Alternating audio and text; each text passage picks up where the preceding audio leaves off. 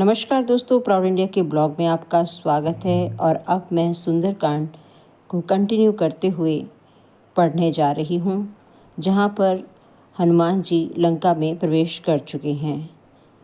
पुर रखवारे देखे बहु कपि मन किन्ह विचार, अति लघु रूप धरो निसी नगर करो पैसार। अर्थात नगर के बहुसंख्य रखवालों को देखकर हनुमान जी मन में विचार करते हैं कि मैं क्यों ना अत्यंत छोटा रूप धरूं और रात के समय ही लंका में प्रवेश करूं।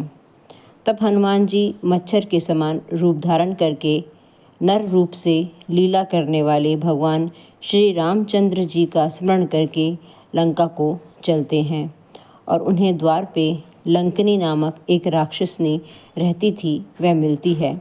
वह बोली, मेरा निरादर करके यानी कि मुझसे बिना पूछे तुम कहाँ जा रहे हो।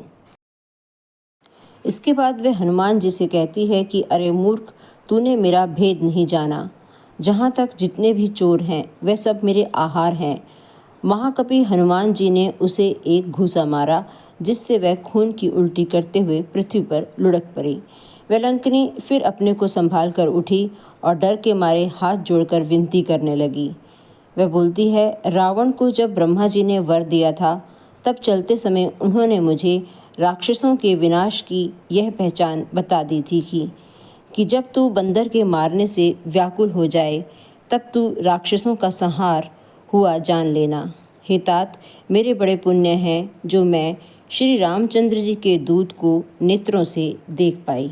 तब वह कहती है, तात स्वर्ग अपवर्ग सुख धरे तुला इक अंग, तूल न ताही सकल मिली जो सुख लव सत्संग। अर्थात हे तात, स्वर्ग और मोक्ष के सब सुखों को तराजू के एक पलड़े में रखा जाए तो भी वे सब मिलकर दूसरे पलड़े पर रखे हुए उस सुख के बराबर नहीं हो सकते जो क्षण मात्र के सत्संग से होता है। अयोध्यापुरी के राजा श्री रघुनाथ जी को हृदय में रखे हुए नगर में प्रवेश करके सब काम कीजिए। उसके लिए विष अमृत हो जाता है, शत्रु मित्रता करने लगते हैं, समुद्र गाय के खुर के बराबर हो जाती है और अग्नि में शीतलता आ जाती है जो भी श्री राम जी का ध्यान करता है। और हे गरुड़ जी, सुमेरु पर्वत उसके लिए रच के समान हो जाता है, जिसे श्री रामचंद्र जी एक बार कृपा करके देख लेते हैं। तब हनुमान जी बहुत ही छोटा रूप धारण करते हैं और भगवान का स्मरण करके नगर में प्रवेश कर देते हैं। नगर में प्रवेश करने के बाद हनुमान जी एक एक महल की खोज करते हैं। जहाँ तहाँ असंख्य योद्धा वे देखते हैं। फिर वे रावण के महल में जाते हैं। वे अत्यंत विचित्र था, जिसका वर्णन नहीं हो सकता था। हनुमान जी रावण को शयन किए हुए देखते हैं, परंतु महल में जानकी जी दिखाई नहीं देती। फिर एक उन्हें सुंदर महल दिखाई देता है, जहाँ भगवान का एक अलग मंदिर बना हुआ था। रामायुध अंकित गृह शोभा बरनी न जाई, नव तुलसिका बृंद तहाँ दिखी हर्ष कपिराई। अर्थात वह महल श्री राम जी के धनुष बाण के चिन्हों से अंकित था। उसकी शोभा वर्णन नहीं की जा सकती थी। वहाँ नए नए तुलसी के वृक्ष समूहों को देखकर कपिराज श्री हनुमान जी हर्षित होते हैं। तब हनुमान जी हैरान होकर सोचते हैं कि लंका तो राक्षसों के समूह का निवास स्थान है, यहाँ साधु पुरुष का निवास कहाँ। हनुमान जी मन में इस प्रकार का विचार करने लगते हैं।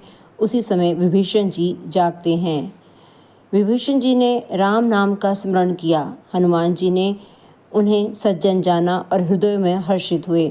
हनुमान जी ने विचार किया कि इनसे हट कर के इनसे परिचय करूँगा, क्योंकि साधु से कार्य की हानि नहीं होती बल्कि लाभ ही होता है। ब्राह्मण का रूप धरकर हनुमान जी ने उन्हें पुकारा। सुनते ही विभीषण जी उठकर वहां आए, प्रणाम करके कुशल पूछी और कहा कि हे ब्राह्मण देव, अपनी कथा कहिए। क्या आप हरि भक्तों में से कोई हैं? क्योंकि आपको देखकर मेरे हृदय में अत्यंत प्रेम उमड़ रहा है। अथवा क्या आप दिनों से प्रेम करने वाले स्वयं श्री राम जी ही हैं, जो मुझे बड़भागी बनाने घर बैठे दर्शन देने आए हैं। तब हनुमान जी ने श्री रामचंद्र जी की सारी कथा कहकर अपना नाम बताया। सुनते ही दोनों के शरीर पुलकित हो गए और श्री राम जी के गुण समूहों का स्मरण करके दोनों के मन में प्रेम और आनंद जाग गया और दोनों श्री राम जी का नाम लेने में ही मग्न हो गए। विभीषण जी कहते हैं कि हे पवन पुत्र, मेरी कहानी सुनो। मैं यहाँ वैसे ही रहता हूँ जैसे दांतों के बीच में बेचारी जीभ। हे तात, मुझे अनाथ जानकर सूर्यकुल के नाथ श्री रामचंद्र जी क्या कभी मुझ पर कृपा करेंगे?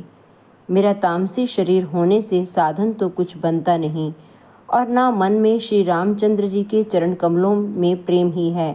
परंतु हे हनुमान, अब मुझे विश्वास हो गया है कि श्री राम जी की मुझ पर कृपा है, क्योंकि हरि की कृपा के बिना संत नहीं मिलते।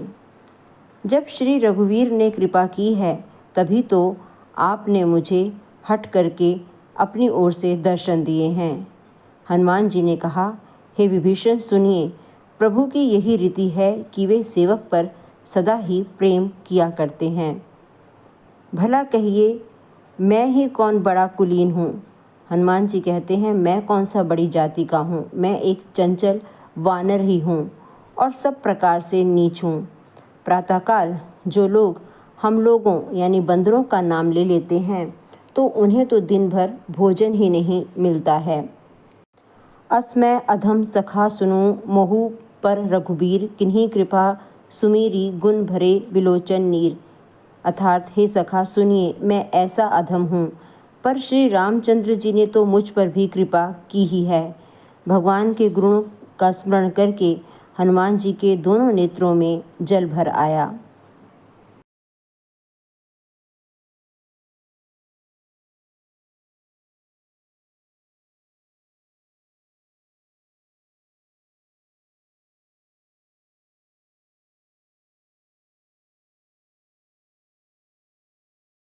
तब हनुमान जी कहते हैं कि जो लोग सब जानते हुए भी ऐसे स्वामी यानी कि श्री रघुनाथ जी को भुलाकर विषयों के पीछे भटकते फिरते हैं, वो दुखी क्यों ना हों।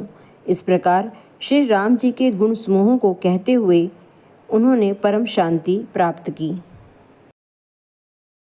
हनुमान जी और विभीषण जी के मिलन के बाद अब विभीषण जी श्री हनुमान जी को श्री जानकी जी जहाँ रहती थी लंका में, वह सब कथा उन्हें बताते हैं।